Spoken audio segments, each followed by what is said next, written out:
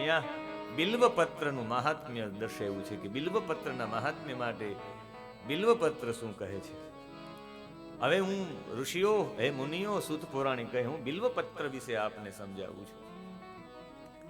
અને બિલ્વપત્ર તો આપણે રોજ માટે મહાદેવજીને અર્પણ કરીએ છીએ. અને બિલ્વપત્રના ગુણો છે. બિલ્વપત્ર મહાદેવજીને આપણે અર્પણ કરીએ છીએ. બિલ્વપત્ર ચક્ર વિનાનું અને વજ્ર વિનાનું હોવું જોઈએ.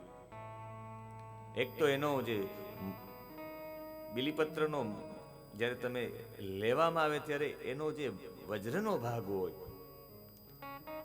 એ તમારે અલગથી કરના હોય તો બિલીપા નામ કાપવામાં આવે. અમારા ગુરુજી એવું કહેતા કે બિલ્વપત્રમ એક બિલ્વમ જો કરતા હોય એની જગ્યાએ બિલ્વપત્રમ શબ્દ વાપર્યો તો ન થાત. એક બિલ્વમ શિવાર્પણમ કહ્યું એની જગ્યાએ બિલ્વપત્રમ શિવાર્પણમ કહ્યું હોત તો છંદભંગ ન થાત. પણ એવા માટે અહીંયા એક બિલ્વમ કહ્યું. બિલ્વમ ઇતિ બિલ્વ વૃક્ષમ. મહાદેવ રૂપી આ આખા જગતમાં મહાદેવ રૂપી આ પરમ તત્વને એક બિલ્વપત્ર અમે સમર્પિત કરીએ, એમને એક બિલ્વ વૃક્ષ સમર્પિત કરીએ. આ ભૂમિ ઉપર એક બિલ્વનું વૃક્ષ વાવીએ. કારણ કે આ બિલ્વનું વૃક્ષ કંઈ સામાન્ય છે નહીં. આપણે રોજ માટેનો એક પ્રસિદ્ધ શ્લોક છે આપણે, અને એ શ્લોક બોલીએ છીએ ને આપણે અર્પણ કરીએ છીએ. એ શ્લોકની અંદર જ એ બિલ્વાષ્ટકમનો પ્રથમ શ્લોક ને એમાં જ બતાવ્યું છે ત્રિગુણાકારમ. 3 ગુણો છે. આ કંઈ સામાન્ય નથી. એક તો મધુમેહ, વિશ્વમાં સૌથી મોટો રોગ છે મધુમેહ, જેને મધુ પ્રમેહ પણ કહેવામાં આવે. ડાયાબિટીસ દૂર કરવા માટે સૌથી મોટું જો કોઈ ઔષધ હોય તો એ બિલ્વપત્ર છે. બીજું ત્વચાનો રોગ, ચામડીનો રોગ, જેને વારંવાર ચામડીના રોગ થતા હોય એને બિલ્વપત્ર ગ્રહણ કરવું જોઈએ. અને એમનાથી પણ જેને ઉદરના વિકાર છે, જેને વારંવાર પેટમાં દુખે છે, એને બિલાનું અથાણું પણ ખાવું જોઈએ. અને બિલ્વદલ પણ એકદમ કોમળ બિલ્વદલ, નાના બિલ્વદલ, નાના બિલીપત્ર હોય એમને ચાવી જવા જોઈએ.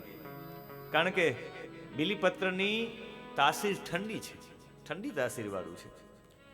અને જો વૈજ્ઞાનિક દ્રષ્ટિએ જોઈએ તો એ જ બિલીપત્રમાં ટેનિન છે, એ જ બિલીપત્રમાં લોહ છે, એ જ બિલીપત્રમાં કેલ્શિયમ છે, એ જ બિલીપત્રમાં પોટેશિયમ છે, એ જ મેગ્નેશિયમ છે, એ જ બિલ્વપત્રમાં. જે લોકોને ખૂબ સોજા ચડી જતા હોય એના માટે પણ બિલ્વદલ સૌથી વધારે ઉપયોગી. જેને કફ હોય, જેને અતિસાર હોય, જેને માનસિક તણાવ આવતા હોય એ લોકો માટે બિલ્વપત્ર, કોમળ બિલીપત્ર ચાવી જેવું બરાબર છે. બિલીપત્રમાંથી તો પ્રયોગ પણ છે. સોનું બનાવવાની પદ્ધતિમાં બિલ્વદલનો ઉપયોગ થાય છે. એટલે તો કહેવામાં આવે છે કે હે પ્રભુ, હું આ જે બિલ્વદલ ત્રિદલમ છે એમ નહીં પણ ત્રિગુણાકારમ છે, 3 પ્રકારના ગુણો આપનારું છે. હે પ્રભુ, હું આપના ઉપર સમર્પિત કરું છું.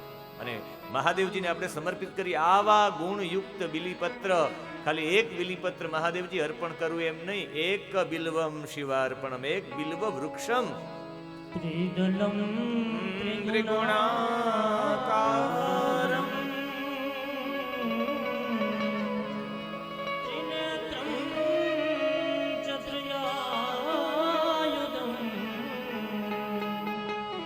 ત્રિજન્મ પાપ સંહારમ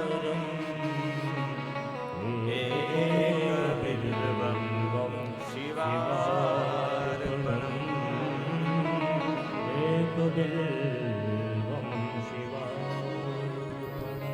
બિલીનું વૃક્ષ વાવવું જોઈએ. જેટલા શિવ ભક્તો હોય એમના ઘરે બિલ્વ વૃક્ષ હોવું જ જોઈએ.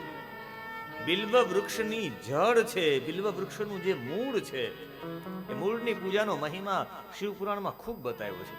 જે વ્યક્તિ પ્રતિદિન પોતાના ઘરમાં જે બિલ્વ વૃક્ષ હોય, બિલ્વ વૃક્ષના મૂળમાં ગંધાક્ષત પુષ્પ સાથે પૂજન કરે જે પણ વ્યક્તિ, એ મહાદેવજીના પૂજન તુલ્ય બરાબર છે. તમે કદાચ શિવજીનું પૂજન કરવા માટે ન પહોંચી શકો તો તમે બિલ્વપત્રની, બિલ્વના મૂળની, બિલ્વનું વૃક્ષ હોય એના મૂળની, એના જળની પૂજા કરવાનું કહ્યું છે. અમારે મુંબઈના એક બહુ મોટા શિવ ભક્ત છે. એ દર વખતે પોતાનું ગામ અહીંયા ચોરવાડ છે, દર શ્રાવણ માસમાં એ મુંબઈની એ બધી માથાકૂટો મૂકીને પોતે એક દિવસ એ શિવની પૂજા કરવા માટે આવે ત્યારે ઈ પોતે જંગલમાં જાય, બિલ્વના વૃક્ષો શોધે ને પોતે બિલ્વના વૃક્ષો ત્યાંથી તોડે, પોતે ગ્રહણ કરે બિલ્વ વૃક્ષમાંથી બિલ્વ પત્ર, અને એ બિલીપાનો લઈ અને પછી મહાદેવજીની પોતે અર્પણ કરે. એક આનંદ છે શ્રાવણ મહિનામાં બિલીપાન લેવા માટે જવું જોઈએ. હું પણ મારા ગામમાં મારો પણ નંબર છે, એક દિવસ મારો પણ નંબર આવે, મારે જવું પડે આડાવડા કાર્યક્રમો ગોઠવીને, જે દિવસે બિલીપત્ર લેવાના હોય હું પણ મારા ગામના યુવાનો સાથે જાઉં એક દિવસ બિલીપત્ર લેવા. એટલે મને એવું થયું કે એ મુંબઈથી આવીને એ પોતે સાસણના જંગલમાં જાય, બિલીપાનો પોતે જ લઈ આવે, પછીનું જે વજ્રનો ભાગ હોય એ દૂર કરે અને પાછળ ચક્રની નિશાની નથી એવા જ બિલીપત્ર દૂર કરે, અને પછી એ મહાદેવજીને બરાબર રીતે ક્યાંય પણ ખંડિત ન હોય, અખંડ છે મહાદેવ છે, એટલે એ ખંડિત ન હોય એવું બિલ્વપત્ર મહાદેવજીને અર્પણ કરે, અને એમાં પણ જે લીસો ભાગ છે એ મહાદેવજીના ઉપર અર્પણ કરે. પાછળનો ભાગ તો એકદમ ખરબચડો અને એકદમ દ્રઢ હોય.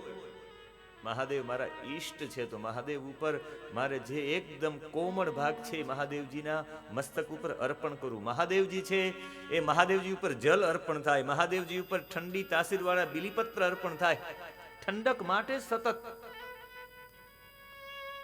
કારણ કે માણસનો મસ્તિષ્ક જો એકદમ ઠંડુ હશે ને તો માણસ બધા વિચારો કરી શકે. ધ્યાન એ જ લગાવી શકે જેનું મન સ્થિર છે, જેના મનની અંદર શાંતિ છે, એ ધ્યાન લગાવી શકે. મહાદેવજી સતત ધ્યાનમાં છે, એનો મતલબ એક આ પણ છે. મહાદેવજીને બિલ્વપત્ર ઉલટું કરીને અર્પણ કરવાનો એકદમ લીસો ભાગ મહાદેવજીના મસ્તક ઉપર અર્પણ થાય. અને બિલીપત્ર જ્યારે પણ લેવા જઈએ 16 કડાએ ખીલેલી હોય ત્યારે પ્રકૃતિ જોઈએ ત્યારે બધા બાજુ લાગે. અમે શ્રાવણ માસમાં જ પૂજ્ય કાશ્મીરી બાપુને ત્યાં શિવ પુરાણ કર્યું હતું 9 દિવસનું, ચારે તરફ શ્રાવણ માસમાં જ કર્યું હતું. ને આમ ત્યારે ચારે તરફ જો તો ચારે તરફ પ્રકૃતિ એટલી બધી ખીલેલી હોય ચોમાસામાં, તમને એમ થાય કે એની વચ્ચે બેઠો રહો. એમ એ 16 કડાએ પ્રકૃતિ ખીલી હોય ને એ પ્રકૃતિની વચ્ચે જઈ અને કહેવાનું કે હે ભગવાન ભોળાનાથ, આ પ્રકૃતિ 16 કડાએ ખીલેલી છે, તને અર્પણ, મારી 1650 પૂજા સ્વીકારી લેજે. એ જ બિલીપત્ર તમારે અર્પણ કરવાના. બિલીપત્ર જ્યારે લેવા જાવ ત્યારે આચાર્યેન્દુ નામની સંહિતા છે, આચાર્યેન્દુ નામના ગ્રંથમાં કહ્યું છે બિલીપત્ર તમે જ્યારે લેવા જાવ ત્યારે તમારે બિલીપત્રને પણ પ્રાર્થના કરવી પડે. આપણે તો જળથી લઈને ચેતન સુધી બધામાં ઈશ્વરને માનીએ છીએ, એક એવું સ્થાન નથી જેને આપણે ઈશ્વર ન માનીએ. સાવેણી છે ને, એ સાવેણી પણ શીતળા માતા સાથે પૂજાય છે. ચૂલો છે એ શીતળા સાતમના દિવસે પૂજાય છે. વાસ્તુ શાંતિ ઘરે હોય ત્યારે તમારે અહીંયા જે ખાંડવાની ખાંડણી છે એનો પણ પૂજન થાય, ઘડાનું પણ પૂજન થાય, સાવરણીનું પણ પૂજન થાય. એવી એક વસ્તુ ન હોય જેનું પૂજન ન થાય. જેની પાસે મારે કામ લેવાનું છે એના પ્રત્યે મારે સૌથી પ્રથમ વંદના કરવી જોઈએ. બિલીપત્ર લેવા જાવ ત્યારે બિલ્વ વૃક્ષને પ્રાર્થના કરવી જોઈએ કે હે બિલ્વ વૃક્ષ, આપમાંથી આપ અમૃતનો કળશ છો, આપના અમૃતના કળશમાંથી થોડુંક અમૃત લઈ જે મહાદેવજીને પ્રિય છે એટલે મહાદેવજીને મેં અર્પણ કરવા જઈ રહ્યા છે. બે હાથ જોડીને બિલીપત્રને પ્રાર્થના કરવી પડે. મહાદેવ પ્રિય સદા ગૃહણામિ તવ પત્રાણી શિવ પૂજાર્થ માદરા.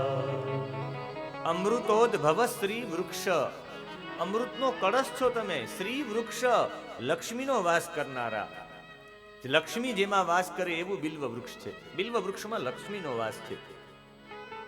લક્ષ્મીજીનો હોમ કરવાનો હોય ને ત્યારે બિલ્વ દલથી બીલાથી હોમ કરવાનો હોય.